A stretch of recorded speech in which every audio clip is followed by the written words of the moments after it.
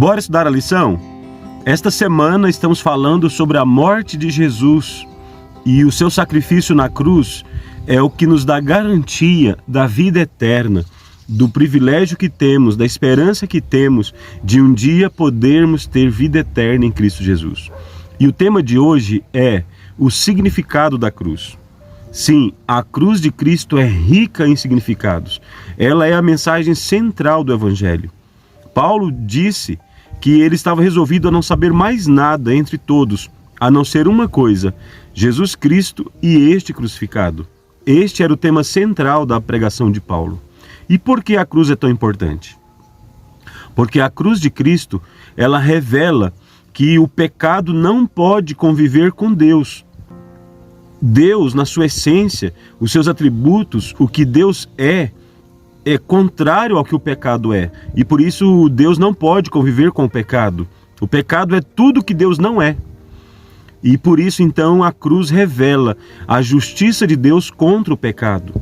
Mas também a cruz de Cristo revela o amor de Deus de uma forma tão grande, tão poderosa, a favor dos pecadores. Deus aborrece o pecado é contrário a ele, mas Deus ama os seres humanos pecadores e quer salvá-los. Deus quer salvar você, Deus quer salvar a mim, e a cruz de Cristo revela isto de forma poderosa. Além disto, a cruz de Cristo também mostra o poder de Deus para nós vencermos o pecado, para nós vencermos as tentações e as provas que surgem em nossa vida continuamente.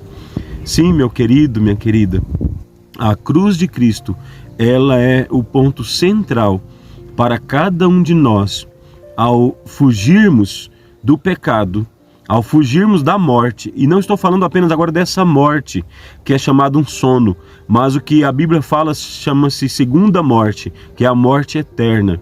Foi esta morte na cruz que Jesus passou, a morte eterna, a separação eterna do Pai. Jesus passou este sofrimento, essa angústia, por me amar, por te amar e querer que nós tivéssemos vida eterna ao seu lado. Todas as pessoas que rejeitam o seu plano, o plano da salvação, rejeitam o seu sacrifício na cruz, passarão um dia por esta morte. É a morte terrível, é a segunda morte, é a morte da destruição eterna. Mas eu e você não precisamos ficar com medo ou assustados, porque nós temos um Salvador.